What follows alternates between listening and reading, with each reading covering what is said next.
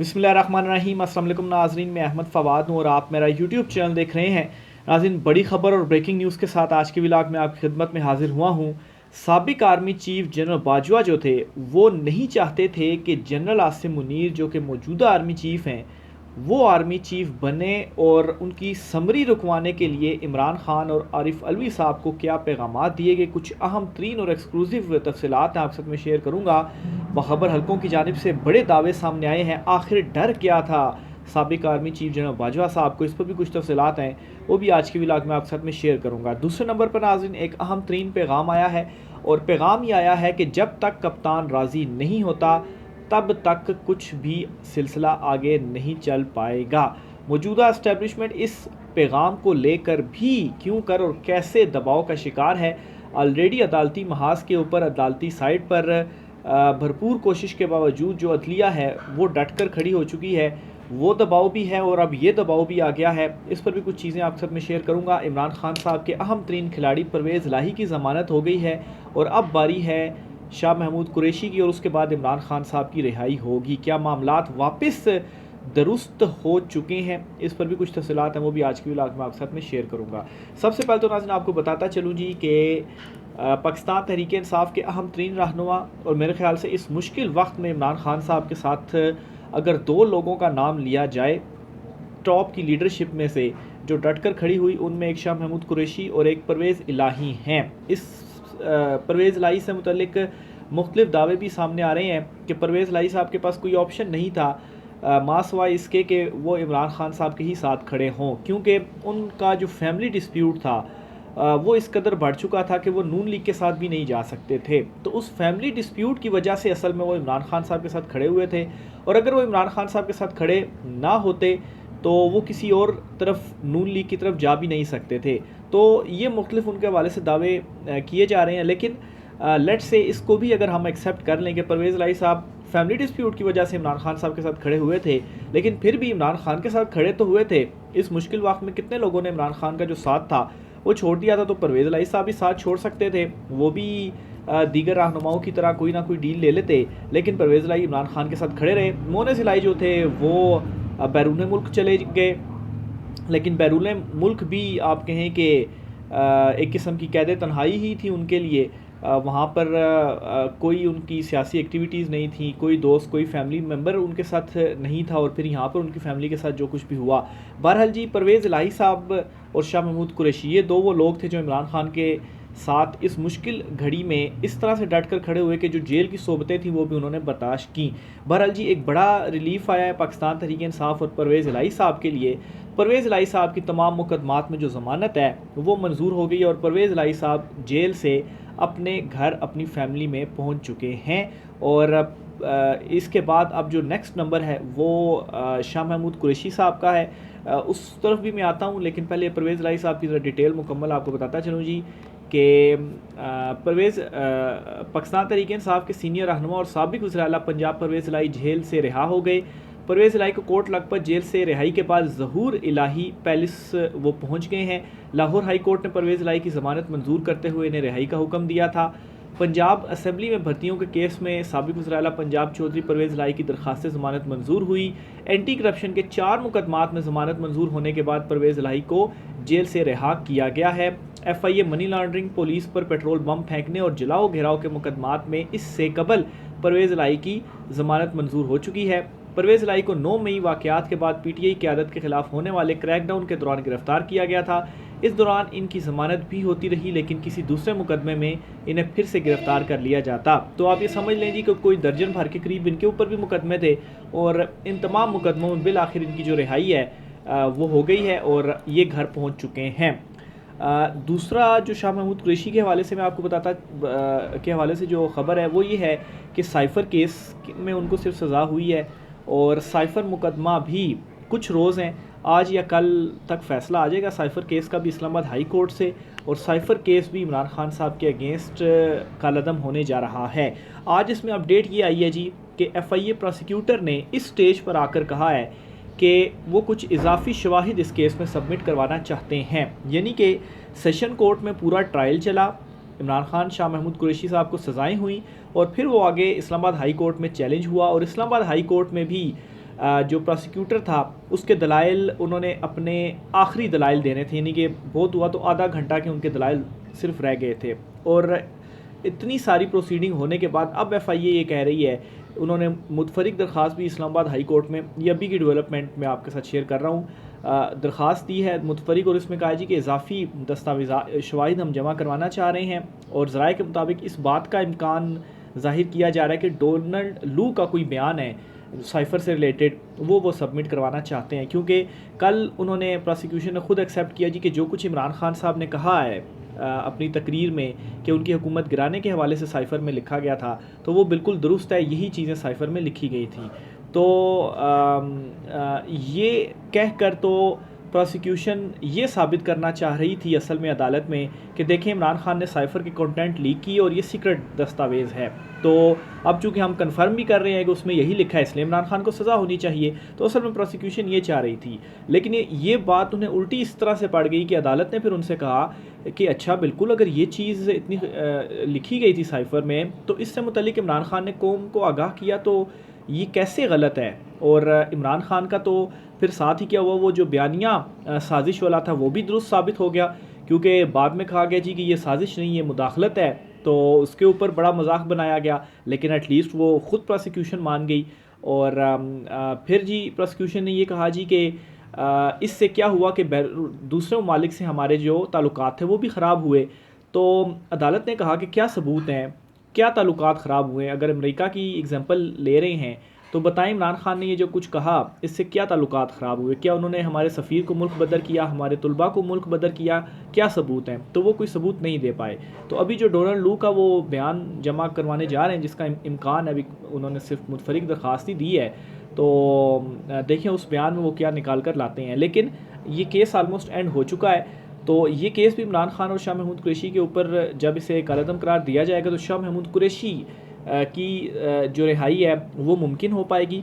इमरान खान साहब के ऊपर क्योंकि अभी इद्दत वाला केस है, तो उस केस में भी वो अभी जो है वो उन्हें सज़ा हुई है, तो इस वजह से वो जेल में है। लेकिन इद्दत वाला केस भी, उसमें भी डिलेइंग टैक्टिक्स अपनाई जा रही हैं। तो ये इस वक्त जो अदालती साइड पर जो महाज है वो बन रहा है। और परवेज़ इलाही के बाद अब शाह महमूद कुरैशी दैन इमरान खान साहब की बारी है जेल से रिहाई की। परवेज़ इलाही साहब जैसे ही रिहा हुए हैं तो उन्होंने बयान दिया कि मैं इमरान खान के साथ था और इंशाल्लाह इनके साथ ही रहूँगा। अल्लाह पाक का शुक्र है कि मुझे सरखरू किया, अल्लाह ने मुझे साबित कदम रहने का हौसला दिया। जेल से रिहाई के बाद परवेज़ इलाही साहब की जानिब से ये जो गुफ्तगू है वो की गई है, और उसके बाद अपनी रिहाइश गाह पर जो परवेज़ इलाही साहब हैं वो चले गए हैं। मोहम्मद बिन सलमान साहब के एक बयान के हवाले से एक मैसेज के हवाले से आपको बताता चलूँ जी। बखबर हलकों की जानिब से इस वक्त ये दावा किया जा रहा है कि एक तो विज़िट भी करना था मोहम्मद बिन सलमान साहब ने, लेकिन वो फिर विज़िट कैंसिल हो गया, मुलतवी हो गया या मौखर हो गया, जो कुछ भी हो गया वो नहीं आए। लेकिन असल जो उनकी तरफ से एक पैगाम दिया गया या इशारा दिया गया वो ये है जी कि माशी स्टेबिलिटी के लिए ज़रूरी है सियासी स्टेबिलिटी, और सियासी स्टेबिलिटी के लिए इस वक्त ज़रूरी है इमरान खान जाएं और इमरान खान को मनाएं, जाएं और इमरान खान से बात करें। इमरान खान बाहर आएगा, स्टेबिलिटी होगी, आपकी हुकूमत के ऊपर अदम एतमाद है आवाम का, और इमरान खान जब तक राज़ी नहीं होता तब तक मामलात आगे चलाना अलमोस्ट नामुमकिन है। तो ये जी एक अहम तरीन जो मैसेज है वो भेज दिया गया है, या इशारा इस तरफ कर दिया गया है। दूसरी तरफ शहबाज शरीफ हुकूमत की इस वक्त दौड़े लगी हुई हैं, कोशिश उनकी जानिब से भरपूर की जा रही कि इधर उधर से कहीं से कोई पैसा आ जाए, कुछ ना कुछ हम जो है वो अपना मुंह छुपाने के काबिल हो जाएं। लेकिन चीन या सऊदीया की जानिब से अभी तक तो कोई जो मदद है वो नहीं मिल सकी। तो अभी शहबाज शरीफ साहब दौड़े दौड़े जा रहे हैं मुत्तहिदा अरब अमारात के पास, UAE के पास उनका जो दौरा है इस हफ़्ते वो मुतवक्के है। और दौरे में वो क्या करेंगे जी कि खलीजी ममालिक के सरमायाकारों को पाकिस्तान में सरमायाकारी की जो दावत है वो देंगे। तो आप देखें इससे बड़ा मजाक क्या हो सकता है कि वो उधर जाएंगे और वहाँ पर सरमायाकारों से कहेंगे कि आकर पाकिस्तान में सरमायाकारी करें। ऑलरेडी पाकिस्तान में जो सरमायाकार मौजूद हैं वो अपना बोरिया बिस्तरा गोल करके पैक करके तो दीगर ममालिक में जा रहे हैं कि वहाँ पर वो सरमायाकारी करेंगे। यहाँ पर कोई स्टेबिलिटी ही नहीं है। महंगाई का यहाँ पर आलम क्या है, एक रोज़ कीमत क्या होती है उससे अगले रोज़ कीमत क्या होती है, अनसर्टिनिटी है। तो ऑलरेडी सरमायाकार जो मौजूद हैं वो जा रहे हैं तो आपको बजाय कोई ऐसी पॉलिसी बनाएं कि स्टेबिलिटी आए, मौजूदा जो सरमायाकार है वो ना जाए। आप बाहर जा रहे हैं, उनसे कह रहे हैं कि आप सरमायाकारी करें, वो कहाँ से आएंगे आपके पास सरमायाकारी करने के लिए। तो बहरहाल जी दौड़े इस वक्त इनकी लगी हुई हैं। पैमरा की जानिब से एक अहम नोटिफिकेशन आज सुबह जारी किया गया है। क्या नोटिफिकेशन पैमरा ने जारी किया जी? पैमरा ने पाबंदी लगा दी है कि अब कोई भी जो सहाफ़ी है वो अदालती कार्रवाई को रिपोर्ट नहीं कर सकता, यानी कि अदालती प्रोसीडिंग को रिपोर्ट करने पर जो पाबंदी है वो पैमरा की जानिब से लगा दी गई है। आप इस्लामाबाद हाई कोर्ट में जो केसेस चल रहे हैं, आप वो केसेस को कवर नहीं कर सकते, ना ही उनको रिपोर्ट कर सकते हैं, या कवर कर सकते हैं तो रिपोर्ट नहीं कर सकते। सुप्रीम कोर्ट की प्रोसीडिंग को आप रिपोर्ट नहीं कर सकते।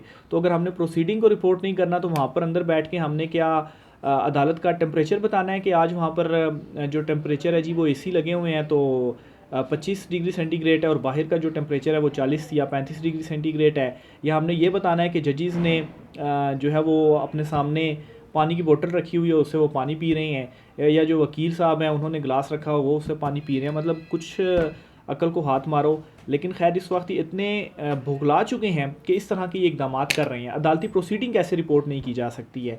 जस्टिस मोहसिन अख्तर कियानी साहब ने जो रिमार्क्स दिए और जिस तरह से इस्लामाबाद हाई कोर्ट डट गई है, ना सिर्फ इस्लामाबाद हाई कोर्ट, इवन के supreme court, Lahore high court, दीगर जुडिशरी इस वक्त डट गई है। तो अदलिया के का ये डट जाना इस वक्त इस्टेब्लिशमेंट के ऊपर इस तमाम तर सूरत हाल का काफ़ी ज़्यादा दबाव है। और अदलिया चूँकि डट गई है तो फिर ज़ाहिर सी बात है रिमार्क्स तो आएंगे, ख़ास तौर पर जिस तरह से ताकतवरों के हवाले से जो जस्टिस मोहसिन अख्तर कियानी साहब के रिमार्क्स आए, जस्टिस मियां गुल हसन औरंगज़ेब साहब जो बात कर रहे हैं, जस्टिस तारिक महमूद जहांगीरी साहब जो बात कर रहे हैं, जस्टिस अतर मिल्ला साहब जो बात कर रहे हैं, तो वो तो रिमार्क्स हैं और वो तो हम रिपोर्ट करेंगे, कैसे रिपोर्ट नहीं कर सकते।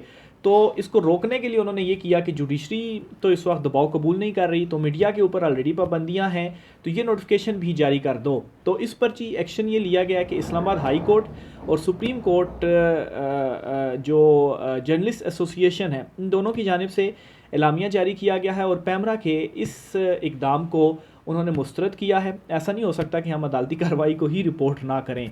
तो इस पर जी ये अदालत में चैलेंज भी किया जाएगा और पहली ही पेशी के ऊपर ये मुस्तरद भी या कालादम भी कर दिया जाएगा पैमरा की जानिब से जो नोटिफिकेशन जारी किया गया है। लेकिन इससे एक बात तो वाज़ेह हो गई है कि ताकतवर वाकई इस वक्त दबाव में है, और इस तरह की जो हरकतें हैं वो इस वजह से ही की जा रही हैं कि दबाव महसूस किया जा रहा है, और उस दबाव को किस तरीके से ख़त्म करना है तो बाकी कहीं पर जोर नहीं चल रहा। तो मीडिया के ऊपर मज़ीद जो पाबंदियाँ वो लगा दें। ऑलरेडी बिल भी मीडिया के हवाले से एक पास किया गया, लेकिन खैर वो बिल भी चैलेंज किया जाएगा। सहाफ़ती जो बॉडीज़ हैं उनकी जानिब से ऐलान किया गया, और उस बिल को भी जो है जिस तरीके से ये मिसयूज़ कर रहे हैं अपनी पावर्स को, पार्लियामेंट में बैठ के अपनी मर्ज़ी की कानून साजियाँ कर रहे हैं, तो इस तरह से नहीं चलेगा। अदालतें मौजूद है और आज़ाद अदलिया मौजूद है, तो अदालतों में वो मामला भी लेकर जाया जाएगा। आखिर में नाज़रीन, साबिक आर्मी चीफ जनरल बाजवा साहब के हवाले से एक बड़ा इंकशाफ सामने आया जी। सीनियर सहाफ़ी हैं फ़हद शहबाज साहब, उन्होंने अपने जो है वो एक वीलॉग में ये इंकशाफ किया है जी कि इमरान खान साहब के बहुत ही करीबी साथी, इमरान खान साहब के इतने करीबी साथी वो थे वो कि इमरान खान की आंख का तारा उनको समझा जाता था। तो उन्होंने उनसे उनकी मुलाकात हुई और उन्होंने इन्हें इमरान खान के करीबी साथी ने सहाफ़ी फ़हद शहबाज साहब जो हैं इनसे कुछ गुफ्तगू की और कुछ बातें इनको बताईं। उन्होंने से एक बात तो ये बताई कि जी कि जो साबिक आर्मी चीफ जनरल बाजवा साहब थे, उन्होंने एक मैसेज भेजा था उस वक्त के सदर आरिफ अलवी साहब को, और सदर आरिफ अलवी के थ्रू पैगाम भेजा गया इमरान खान साहब को, और ये कहा गया जी कि जो मौजूदा आर्मी चीफ़ हैं इनका जो रास्ता है वो रोक दिया जाए, या चूँकि उस वक्त जो समरी थी वो तो प्रेसिडेंट ने अप्रूव करनी थी, तो गालबन उसी दौरान वो बात हुई होगी, तो उनकी अपॉइंटमेंट किसी तरीके से ना हो।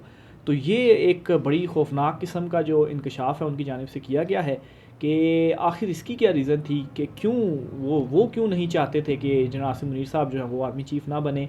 बहरहाल इमरान खान साहब ने तो कोई भी इसमें रुकावट पैदा करने की कोशिश नहीं की, और इसका सबूत भी यही है कि सदर अलवी की जानिब से जो समरी थी वो अप्रूव की गई। ज़ाहिर सी बात है वज़ीर-ए-आज़म के बाद समरी सिग्नेचर के बाद सदर के पास जाती है और सदर ने अप्रूव करनी होती है, और उन्होंने अप्रूव की जो प्रोसीजर था उन्होंने उसको कंटिन्यू रखा, उसे रोकने की कोशिश नहीं की। बहरहाल जी एक बड़ा इंकशाफ है कि आखिर ऐसा क्यों किया। और दूसरा ये जी कि जनरल बाजवा साहब साबिक आर्मी चीफ साहब जो हैं उन्हें डर था कि कहीं इमरान खान उनको सैक ना कर दें।